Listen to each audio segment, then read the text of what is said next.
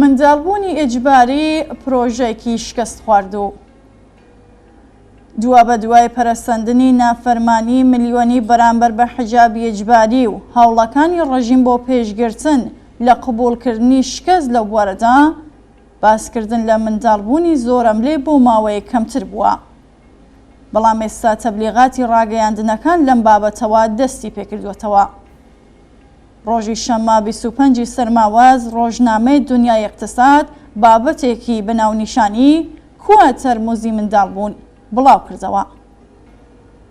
دابەزینی هاوکاتی ڕەوتی هاوسەرگیری و لەدایکبوون لە وڵاتدا کە لە ساڵی ڕابردوو هەردوو حاڵەتەکە تا ڕادەیەکی زۆر کەم بووەوە لە ڕوانگەی هەندێک کەسەوە بە هۆکاری گۆڕانی نۆرمی ژیان دادەنرێت. بەڵام واقعیەتی هاوکێشەی نوێی دانیشتووان زۆر ئەولاترە لەو گۆڕانکاریە و سەرچاوەی ئابووری هەیە. لێکۆڵینەوەکانی دنیای اقتصاد دەری دەخەن کە فاکتەری تێچووی کڕین و دابینکردنی خانوبەرە و گرانی لە ڕادەبەدەر هۆکاری سەرەکی بووە بۆ ئەوەی کە منداڵبوون بۆ ڕادەیە کەمی کردووە. هاوڵاتیەک لەم بابەتەوە دەڵێت تەنانەت ئەگەر کێشەی ئابووری و بێکاریش لەم وڵاتەدا چارەسەر بکرێت، خەڵک زۆر کەم حەز بە منداڵبوون دەکەن. لەبەر ئەوەی کۆماری ئیسلامی کۆمەڵگای خەمۆک و بێئومێد کردووە، هەمووان بیر لە هەڵاتن لە ئێران دەکەنەوە. بە قەرزی ئۆتۆمۆبیل ناتوانیت وا لە کەسێک بکەیت منداڵی هەبێت. من خۆم کوڕێکی 23 ساڵانم هەیە. هەمیشە بیر لەوە دەکەمەوە کە سبەی ڕۆژ لە وڵاتەدا چی بەسەر دێت. ئایا بە ڕووداوێک دەمرێت یان بە فیشەکی مەئمورانی سوپا دەکوژرێت، یان لەوانەیە گیرۆزەی مادەی هۆشبەر بێت و بێکار و سەرگەردانی سەرشەقامەکان بێت. تەنیا کێشەی ئابووری نییە، خەڵک لەم وڵاتەدا دڵخۆش نین. مەهرداد ئاغا فەزلی، باوکی یەکدا ئاغا فەزلی، گیانبەختکردووی تەمەن 19 ساڵەی بزوتنەوەی شۆڕشگەرانەی ژن ژیان ئازادی لەوە ژواوەتر ڕۆیشتووتی ئێمە حکوومەتێکی سەیر و سەمەرەمان هەیە. بە زۆر دەڵێ دەبێ منداڵتان ببێت، دواتر ناچاری دەکەن وڵات جێبهێڵێت، یان زیندانی دەکەن و یان بینایی لێدەستێنەوە. خامنەئی مانگی خەزەڵوەری ساڵی 1396 وتی کە پێویستە ژمارەی دانیشتوانی ئێران تا 150 ملیۆن کەرز بەرز بێتەوە. هەر ئەو کاتە لێکۆڵینەوەیەکی مەیدانی دەری خستکە 70% خەڵک دژی ئەو سیاسەت و بەرنامەیەی ناوبرابوون و ئەم ژمارەیە تا دێت زیاتریش دەبێت. بەڵام وەک هەمیشە هیچ کاربەدەستێکی کۆماری ئیسلامی گرنگی بە بۆچوونی خەڵک نەدا و بە پێچەوانە دوا بە دوای قسەکانی خامنەئی کۆمەڵێک ڕێشوێنی هاندان و سزادان گیرایە بەر. بڕیاردرا بە شێوەیەکی ڕەواڵەتیش بێت بە پەسەندکردنی تەرحی گەنجهێشتنەوەی دانیشتوانی بنەماڵە بەرگێکی یاسایی بکەنە بەر ئەو ڕێشوێن و کردەوانەی خۆیان. بەهۆی ناکۆکی ناوخۆیەوە 7 ساڵی خایان تا بڕیارەکەی وەلیفەقی لەلایەن مەجلیسەوە پەسەند کرا. بەڵام بەرپرسە پەیوەندیدارەکان وەک زۆرێک لە پرسەکانی تر چاوەڕێ ئەو یاسا ساختەیە نەبوون و تەرحەکەیان بەکردەوە خستە بواری جێبەجێکردنەوە. نەزۆکردنی ژن و پیاوان بە تاوان لە قەڵەمدرا. بوجێ ڕێگری لە دووگیانی بێبەرامبەریان لە ناوەندە پزیشکیەکان بڕی. لە باربردنی کۆرپەڵا جگە لە هەندێک حاڵەتی دەگمەن و هەڵگرتن و دابەشکردنی دەرمانی ئەو بوارەش قەدەغەکرا و بە تاوان لە قەڵەمدرا. بابەتی سکرینکردن لە ڕێگە دەدات بزانرێت منداڵەکە لە سکی دایکدا تەندروستە یان کەم ئەندامە. بەکردەوە ئەوەندە سنووردارکراکە زۆرێک لە ژنان ناچار بە لە باربردنی کۆرپەڵەکەیان بوون. بۆ پێیە کە 70 بۆ 80% حاڵەسەکانی لە باربردن لە دەرەوەی ناوەندە پزیشکیەکان ڕوودەدەن. ئامارێکی وەرز سەبارەت بە ڕێژەی لە باربردن لە ئێران لە بەردەستان نییە.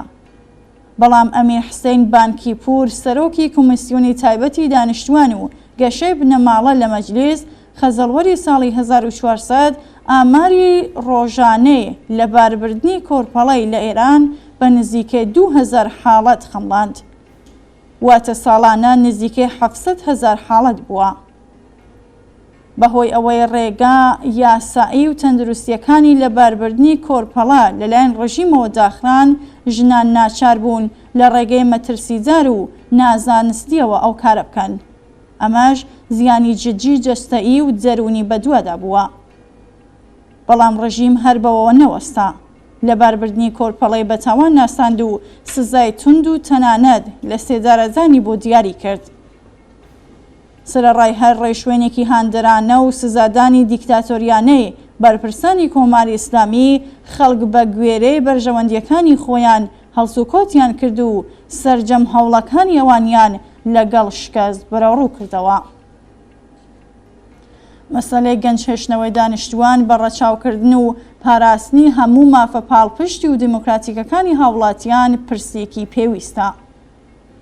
بەڵام کۆماری سەرەڕۆ و سەرمایهداری ئیسلامی هاوشێوەی فاشیستەکانی ئەڵمانی نازی و ئیتالیا لە ساڵەکانی دەیەی 30 و 40 زاینی دەیهەوەی دانیشتوانی وڵات گەنج ڕابگرێت تا بە کەڵگوەرگرتن لە خورافاتی ئاینی منداڵان، گەنجان و تازەلاوان بە مەبەستی کارکردن بۆ سەرمایهداران بەسیج، سوپا، دام و دەستگا هەواڵگریەکان و شانۆگەری مانگەکانی محەڕام بار بهێنێت. بەرپرسانی کۆماری ئیسلامی بەنیاز بوون و هەن کە لە جەستەی ژنان و خزمەتی ئاشقانەی دایکان لە بواری منداڵبوون و بەخێوکردن و بارهێنانیان وەک ئامرازێک بۆ بەڕەو پێشبردننی ئامانجە دژە ئینسانیەکانی خۆیان کەڵک وەربگرن. تەرح و هەوڵەکانی ڕژیم لەم بوارەدا لە درێژ ماوەدا استراتیژیک و لە کورد ماوەدا سەرکوتگەرانن. هاوڵاتیانی ئێران و لە پێشەوەی ئەوان ژنان و لاوان لە مانگی بەفرانباری 96 و خەزەڵوەری 98 و بە تایبەتی لە بزوستنەوەی شۆڕژگەرانەی ژیناندا نیشانیاندا کە ستەم و سەرەڕۆیی چ لە فۆرمی دیکتاتۆریەتی ڕەهاو یان سەرمایەداریدا تەحەموڵ ناکەن، ژنان و پیاوانی خەباتکاری و شۆڕژگێر بە پشتبەستن بە خەبات و ئێرادەی لێبڕاوانەی خۆیان و بە حوکمی مێژوو ئەم ڕژیمە بە حجابی ئیجباری، منداڵبوونی ئیجباری، کاری ئیجباری و دانپێدانانی ئیجباری و هەموو جەبرەکانیەوە بە گۆڕ دەسپێرن و بە جێگای ئەو حکوومەتێکی خۆیان واتە حکوومەتی کرێکاران و زەحمەتکێشان دادەمەزرێنن. لەوەها حکوومەتێکدا کە خەڵک بەسەر چارەنووسی خۆیان دازاڵن هیچ چەشنە ئیجبارێک بوونی نامێنێت.